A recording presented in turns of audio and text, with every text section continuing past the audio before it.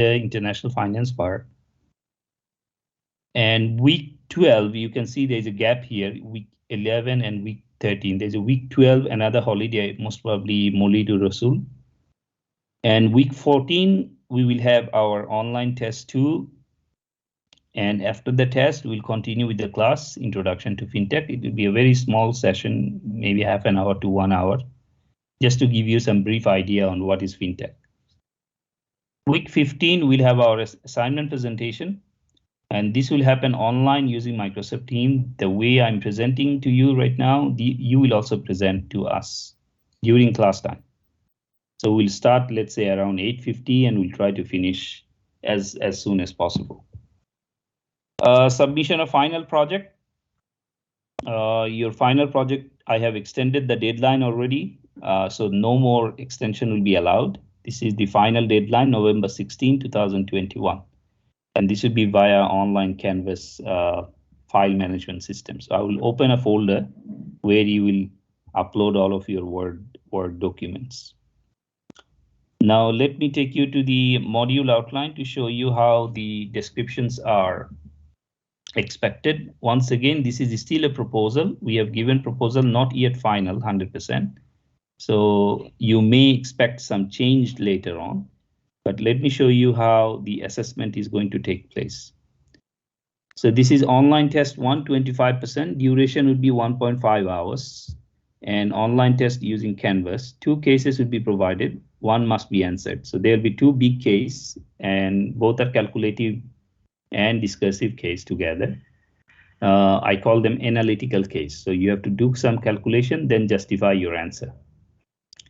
The exam will happen during class time, and class will continue after the exam. Test 1 will happen before the midterm break. Then comes to online test 2. Duration is same. The process are all same. It's just that case of this will be test 2. Test 2 will happen after the midterm break. So already I have identified the time. You already know when it is going to happen.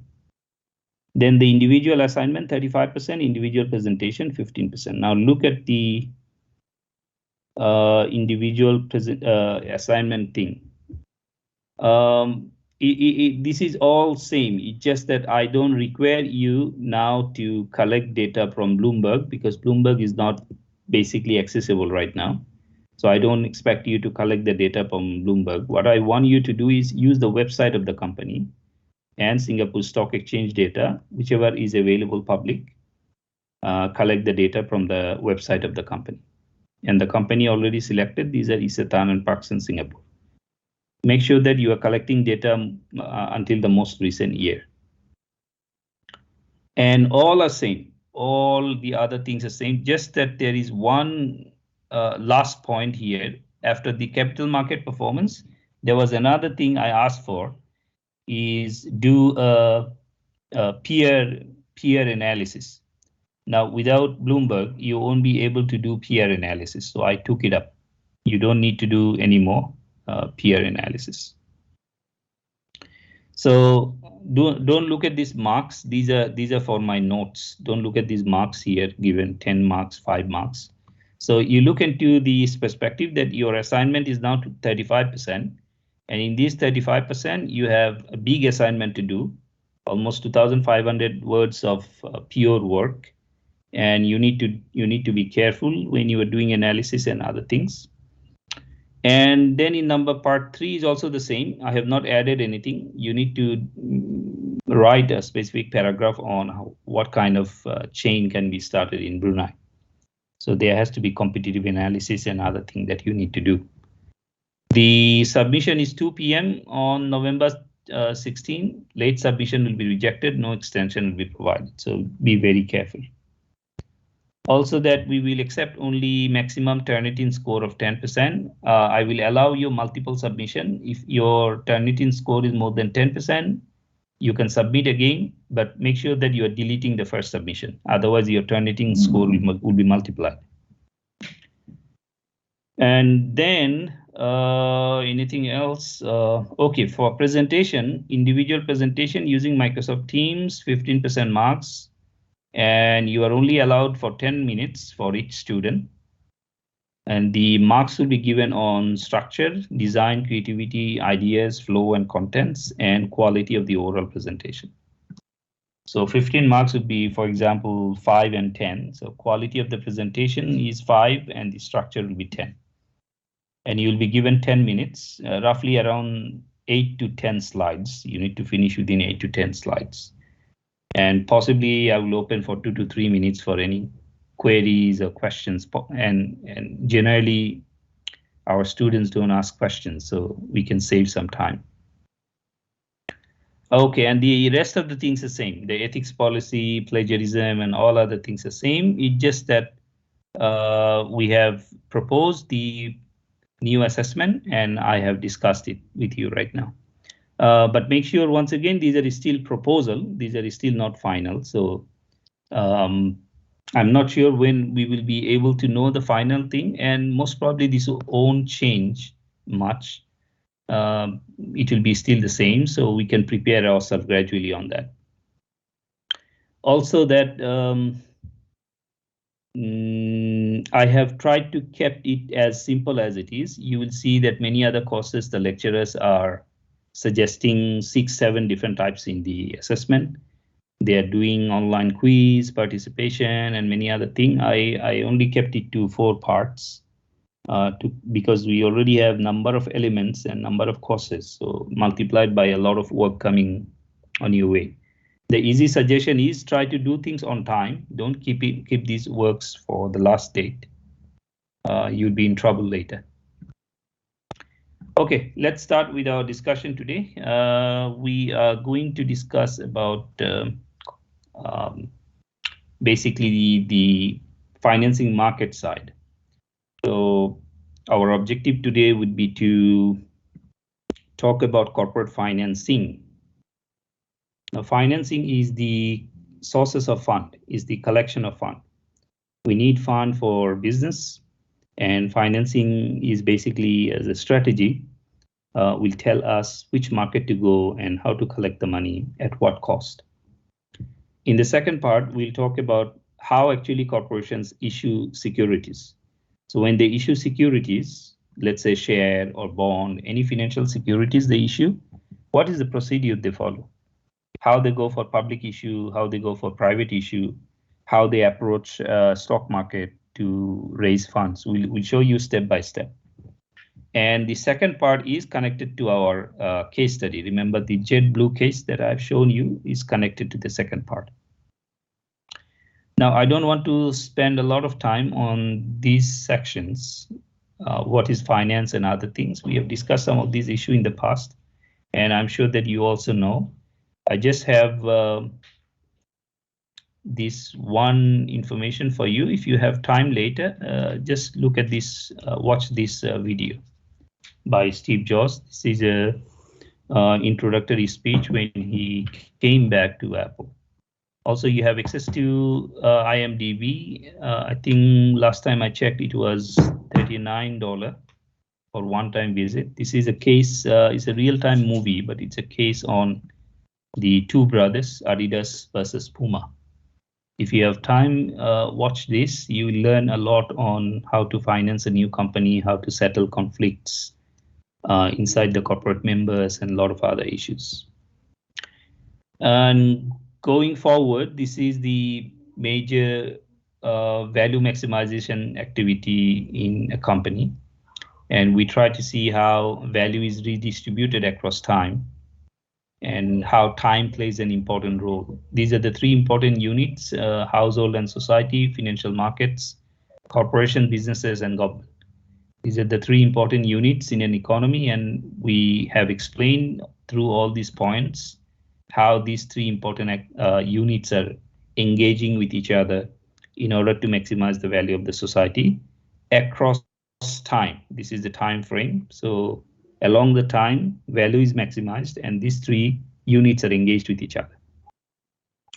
So our main interest today is actually here, an overview of corporate financing. So we look into patterns of corporate financing that is happening globally. We look into common stock, debt, and financial markets and institutions, if we have time. I'll try to also give you a break somewhere in the middle, just to take rest for a while. Corporate financing. Now look at this balance sheet. At the left side, we have the asset side. Asset is basically your investment, and this part is basically your short-term asset when you are investing for short period of time, and this is your long-term asset when you are investing for long period of time. Now, in order to support your asset, remember in the previous class we did forecasting of sales. So sales basically is initiated to increase your asset. Remember, because of 15% growth in sales, we had additional fund needed in order to support our asset. Now, in order to support your asset, you need to also collect fund from liability side. So there are short-term liabilities, there are long-term liabilities, and there are equities. As we know from our financial management and accounting course, equity is the fund provided by the shareholders. Long-term liabilities are provided by the debt holders, and these are long-term in nature. Generally, this will spread over more than 1 year. And the short-term liabilities are generally to be paid within 1 year. The accruals are accrued payments to salaries or interest payments. The accounts payable is generally the loan that you have taken for purchasing raw materials, or you have taken something on credit. You have purchased raw materials on credit. We call it accounts payable. Accounts payable is an American word. In British term, they also call it trade credit. In British term, they call it trade credit. It's tough for me to write, so what I'll do is let me write here. So accounts payable, we call it in American term, is also called trade credit in British term. So this is the credit or loan given for trade purchase for purchasing raw materials. Short-term bank loan, as we know, short-term bank loan is bank loan taken for a short period of time, which would be paid back to the bank within 1 year. Long-term liabilities, including bonds. Bonds are common, very common, internationally accepted, internationally available, globally available long-term financial asset. And companies use bonds to collect funds for a long period of time. Leases becoming very popular these days. Leases are basically for purchasing fixed asset. So if you want to, not for purchasing, for renting fixed asset.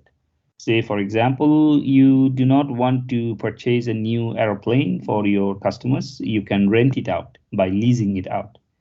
So most of the hire purchase, remember, you do from the bank for your car. You can also do lease. You can lease it out. In Islamic finance, we call it izara, so on a rental basis. So when you do lease, you don't own directly the asset, but you pay rental and you do servicing of the asset. Commercial loans are like commercial bank loans. These are long-term loans, generally spread it over 1 year. And equity, you have two types of equity. One is the common equity. Common equity is basically the general share of the company. You issue this common share to the company shareholders to collect fund for a long period of time. Equity is generally long-term. Equity cannot be short-term in nature. Preferred equity is a specific type of equity issued to some investors, and there are certain advantages given, like it gives preference to the shareholders to receive the dividend before the common shareholders. That's why it is called preferred equity. And preferred equity generally has a specific maturity. So common equity doesn't have a maturity. As long as the company survives, the common equity holders will survive. Preferred equity holders will have a specific maturity date, just like a bank loan. But bank loan with some kind of like a controlling interest in the company, because the bank loans do not directly have controlling interest in the company, but preferred equity having a specific maturity, they receive dividend before the common equity holders, and they have controlling interest in the company. Their decisions, their opinions are important in corporate decision making. So at the liability side, our main objective today is to look into what is the pattern of these liabilities globally, how corporations are raising fund from different sources. And in the next class, possibly we'll look into the process of the market. Look at corporate financing by 3 competing companies. I could only update the file until 2018, but it will give us sufficient information. Look at their equity, short-term and long-term information given here. These are in percentage for Microsoft, Samsung, and Apple. You have to be very careful when you're comparing these. Microsoft and Apple, they are American company, and Samsung is Korean or Asian company. The information is taken only for 2018. And also that both Microsoft and Apple, they are much larger company compared to Samsung. So what are the similarities? Interestingly, in 2018, both Microsoft and Apple has exactly 32% of equity, where Microsoft has 23% of short-term debt. Apple has around 30% of short-term debt. And the equity is, long-term debt is 45% for Microsoft and almost 40%, 39% for Apple. So you can see that in the tech industry in Malaysia, in the US, they have kind of a similarity. What kind of fund is collected from which source, so they have a similarity in the tech firms. In the Asian firms, I took only Samsung, 73% is from equity compared to 30% only in Microsoft. So 73%, meaning that 2/3 of the fund is coming from equity. So basically, it's a long-term fund that they can use for research and development. Samsung is a seriously research-based company, so they need long-term fund for research and development. So they have raised more equity, and also if it is equity, you don't have to pay fixed dividend as long as the company value is increasing. That's fair enough. But Samsung is suffered from family problems. So family problem means most of the Asian companies, they have equity ownership from family members. So the initial introducer of the company will have family members. Those would be owning share in the company. But in Microsoft and Apple, they generally don't have this kind of problem. Look at 20% of short-term debt only 20%, which is in other words more or less similar to the other companies. So the range of short-term debt in these 3 companies would be around 20 to 30%. So just make sure that when you do your own business, you have short-term debt would be around 1/3. So remaining 2/3 must be long-term, because you need to have sufficient fund for long-term investment. The 7%, very low, 7% is for long-term debt. Let me tell you something interesting about Korean market. The Korean and most of the Asian market still, the debt market is relatively less developed. So by this 7%, possibly Samsung was going for bank loan rather than bonds. Especially Asian bond market is quite volatile and less developed compared to US bond market or UK bond market or European bond market. It would be interesting if you look at this financing figure for Isetan and Parkson later when you have time. Look at what is the percentage of short-term debt, long-term debt, and equity for Isetan and Parkson when you are doing the assignment. Let's move on. Why you need financing? What is the importance of financing decision, or what are the important factors that you consider?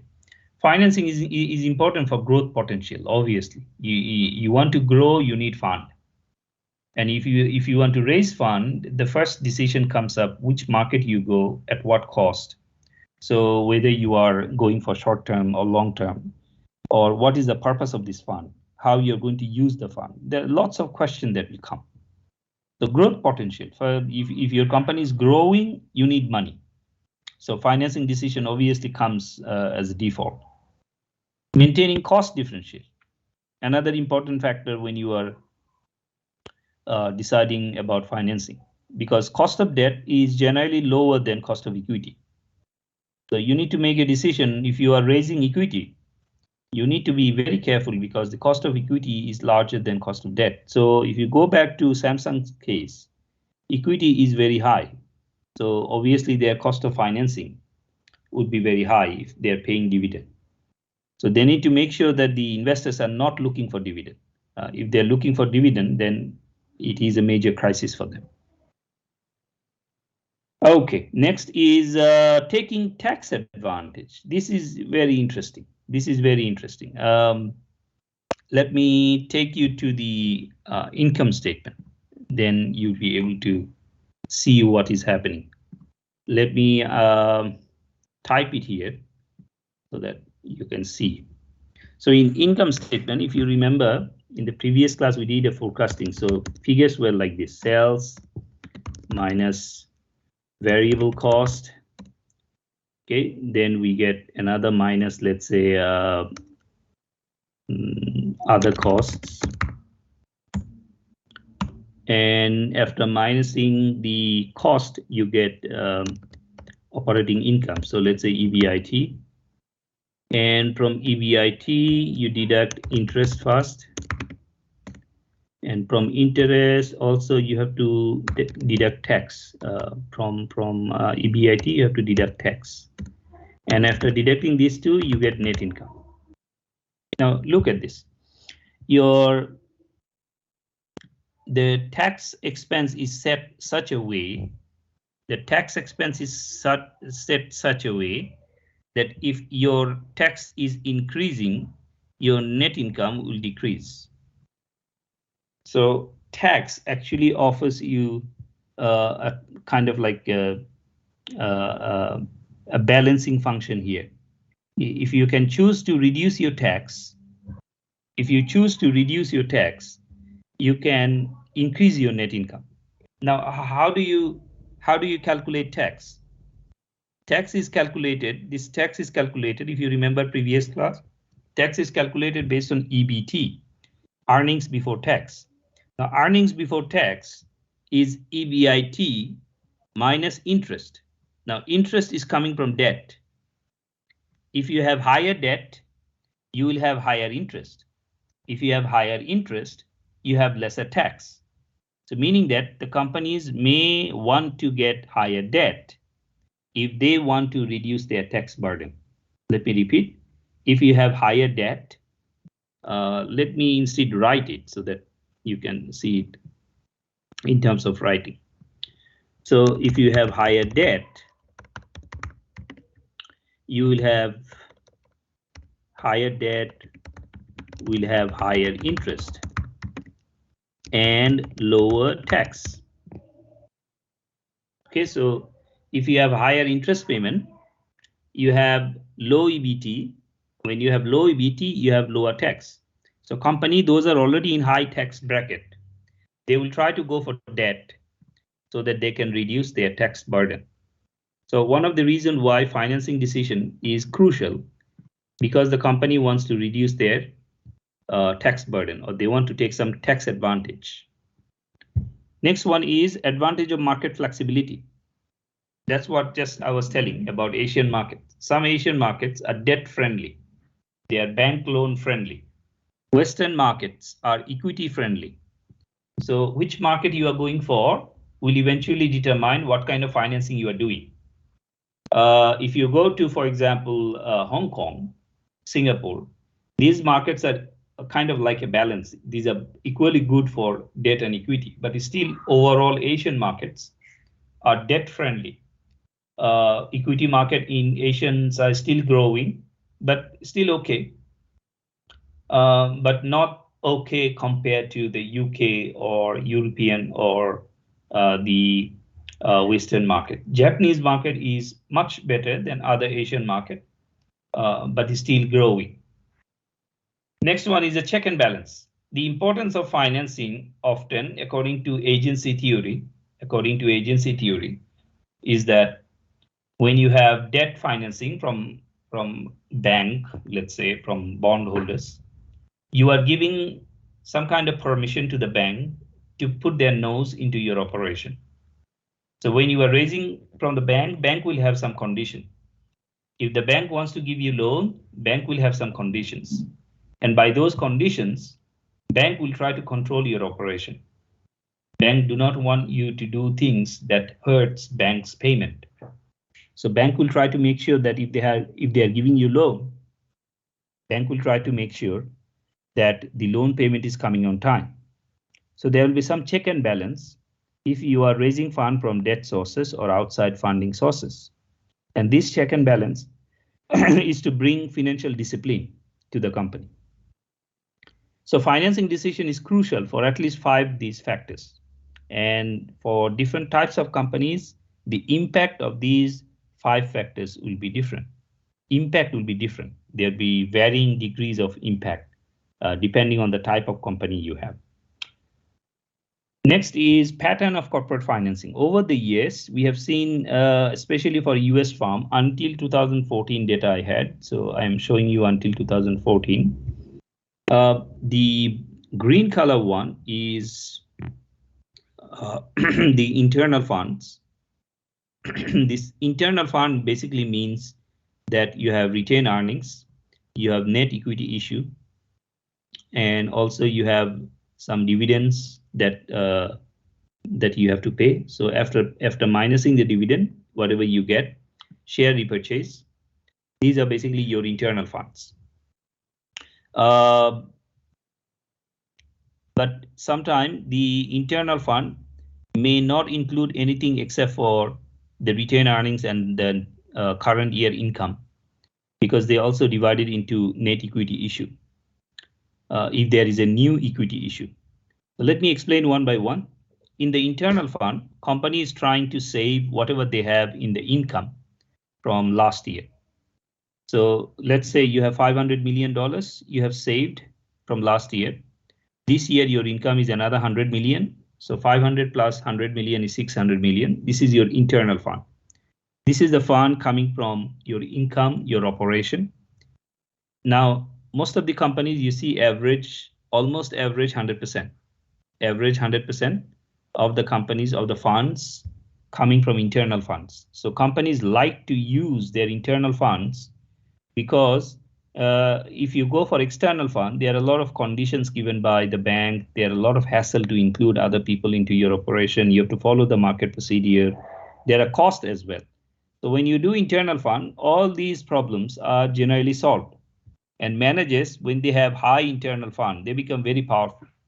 They have a lot of power because they have internal funds. Now, look at the debt issuance. The corporate debt issuance in the US is increasing during the financial crisis. This is the crisis era. And then again going down, increasing again during the financial crisis. Remember 2007 and 8 is the financial crisis. Now again increasing in 2013-14 and still stable, possibly that we are heading towards another crisis very soon. Actually, there was mild crisis in 2016-17 as well. Remember the Chinese trading crisis, massive amount of value were lost. And also corporate financing may also drive towards Bitcoin and other markets, Bitcoin market. And Bitcoin market is very volatile. That is giving us a lot of losses already. Now the red color one is net equity issue. You can see the net equity issue is decreasing, basically negative figure, meaning that company is not issuing any equity. Company is not issuing any equity, rather than company is basically taking out the share from the market.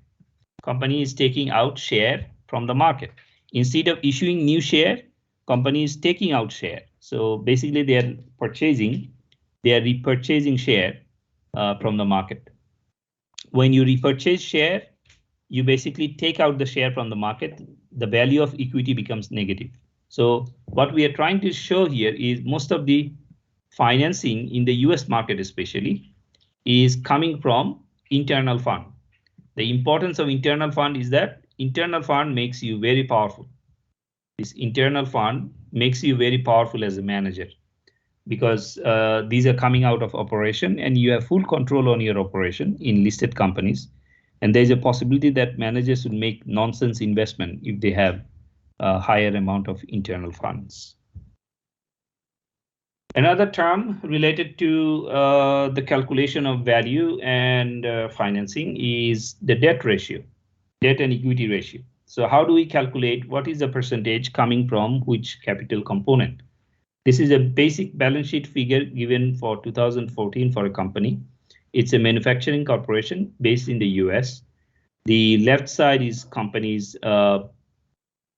asset side, where you have the current asset, the fixed asset, and other long-term assets.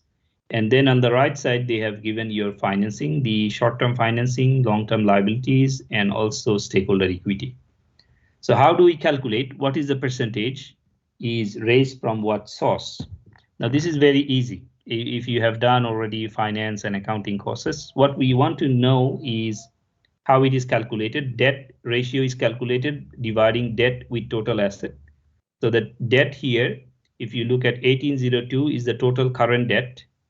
And then we have 3338. This is the total long-term debt. So long-term and short-term debt together divided by total asset is 9113. That means 56%. If you multiply this with 100%, it will become 56%. The 56% is coming from total debt. Now, if debt is giving you 56%, 100 minus 56, the remaining will be coming from equity. So the equity is 100 minus 56 is 44%. So this company's 56% is coming from debt and 44% is coming from equity. You can further segregate them into long-term debt, into short-term debt in order to find out what is the total of this debt divided into different components. So long-term debt calculated is only long-term debt is here. 2014 total is 34%, and the short-term debt is 56 minus 34 is 22%. This figure is not 100% correct. This 22% is not 100% correct because there are some other long-term debt involved. So I want you to calculate again, see what is the exact figure you get. But overall, this is the way they calculate what is the percentage of debt and what is the percentage of equity. Once again, 56% is the debt of this company and 44% is the equity. Now, in general, when you see this figure, this generally gives you an impression that why debt and equity is important. Debt generally represent risk. So if you have higher debt percentage, your company is risky. If you have high equity, your cost may go up, meaning that cost of equity is higher than cost of debt. So your cost of financing would be higher. So you need to now make a balance between risk and cost. When you make a balance between risk and cost, we actually call it, there's a name for it, call it trade-off theory. You need to make a trade-off between cost and risk, and you need to find out the optimal percentage that increases the value of the company.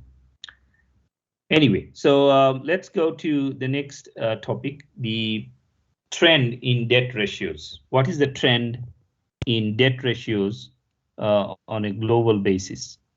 This is the book debt ratio. Book debt ratio is calculated based on balance sheet. Just now we have calculated total debt divided by total asset. This is the market debt ratio, is just the market value. These debt are also traded in the market, in the stock market. So what is the value of this debt in the market? So market value would be slightly different than the book value. So you can see that overall the debt ratio, the book debt ratio ranging in the range of 35%, and the market debt ratio is in the range of 25%.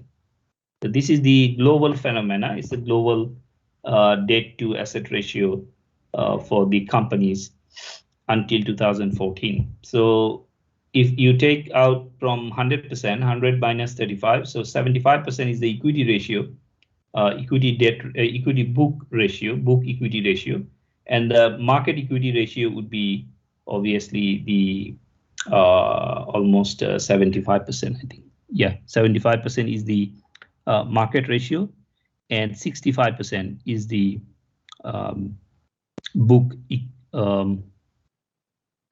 equity ratio. 100 minus, this is 35%. If we say this is 35% is the average, so 100 minus 35 is the equity. So is 65%, and 100 minus 25 is the equity, which is 75%. So overall, globally, the trend is that also there is another trend here. When the book value ratio is increasing, market value ratio is also increasing. You see, there's a kind of connection between these two. So market actually is connected to the operation of the company. So if your market value is changing, book value respond, or your book value changing, market will respond to it. Patterns of corporate financing in OECD. This is, I think, OECD data. Let me check. Yeah, this is OECD data, OECD countries, and these are country-wide data. And this data shows the debt to equity ratio. You can actually go to the source and find out the update. This data was taken in 2015, and this is national information. So the highest in OECD countries, the highest debt to equity ratio is by Greece. Greece. I think you remember Greece financial crisis. Greece was in serious financial crisis.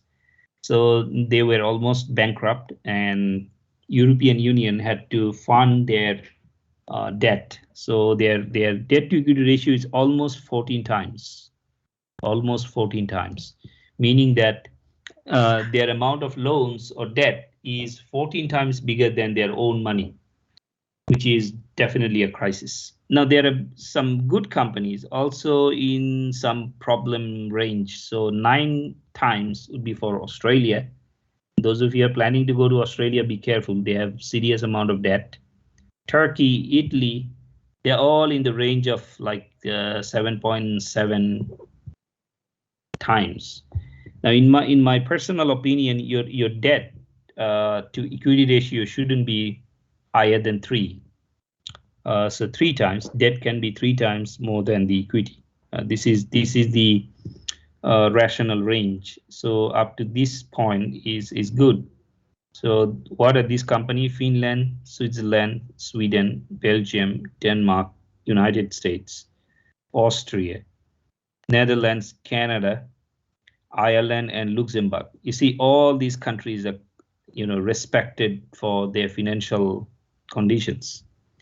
Now, most of the other countries in between would be having trouble. For example, Norway is having some loan crisis. Estonia is a high growth country having loan crisis. Germany is a very high growth manufacturing led country. So they also have strong debt market. So globally, there are some different scenarios among the OECD. You can also choose other regions and see what is happening. So if you go to African countries, you'll probably see more debt to equity ratio because the Africans are taking a lot of loans and their internal fund is quite small. What are the basic questions in financing that finance managers ask? These questions will typically help you to identify financing, identify debt and equity. So let's go through these questions one by one. Should the company borrow short-term or long-term? Most important question, even though put very simply, it is not that simple. So whether you should borrow short-term or you should borrow long-term, just be careful that long-term debt or long-term financing, the cost-wise is larger than short-term financing. Should the fund be from equity or debt? So should you go for debt capital or you should go for equity capital? Should the company borrow in dollars or in other currencies? Should you borrow from your local market? Should you go outside and borrow from international markets? What promise should the company make to lenders? The people those are giving you loans, you have to fulfill certain promises. You have to have collateral, you have to have maintain a lot of conditions given by the lender. These are called promises. So what kind of promise that you are going to make to the lenders in order to convince them to get the loan? What type of equity or bond the company should issue? There are different types of equities, there are different types of bond. Which one you should prefer? Based on tax rate, what should be your justifiable debt ratio? So what is an optimal debt ratio that you should target? Because if your debt ratio is high, your risk will be higher. If your debt ratio is low, your cost will be higher. So you need to choose a debt ratio that matches with your value and the tax that you are paying. Also remember the tax would be lower if you increase your debt. So you need to make a careful decision here. Is it necessary to manage short-term funds? There is a separate section that will be dealing with this called working capital management. So do you have to really manage your short-term debt? So there'll be a lot of questions you will be able to answer when you do this chapter. Is the company taking excessive financial risk? Is your debt too high? Is your short-term debt too high? Is your long-term debt too high? Because when you have higher amount of debt, you increase your financial risk. Is there any chance of bankruptcy? Is the company able to pay their loans? Is the company able to pay their interest? If not, then they face bankruptcy. Does the company follow best governance? Oh, okay, before I forget, possibly one day from some law courses, you know, bankruptcy doesn't mean the end of your business. Okay, bankruptcy doesn't mean the end of your business. Bankruptcy doesn't mean that your business is finished. Bankruptcy is a stage where you are asking for extensive financial help in order to survive. So you are kind of like filing bankruptcy petition to the court, and then the court will come up to help you to restructure your company. There are many companies in the world that survived even after filing for bankruptcy. Even General Motors almost was leading for bankruptcy, but still surviving. Very strong company. So there are a lot of examples available. I'll try to search in finance book, the book that I've suggested. There are a number of examples on bankruptcy and then survival. So bankruptcy doesn't mean that you are done. You can still survive by restructuring your financing and operating cost. Does the company follow best governance practice? Do you follow corporate governance? Do you follow it properly? Why should the company merge with another firm? Is there any chance that you are merging with another firm because you don't have fund? Or if the other company has a good amount of fund, do you think that you should merge with them? Okay, these are the typical questions that we face while we are managing our financing. Okay, let me check again.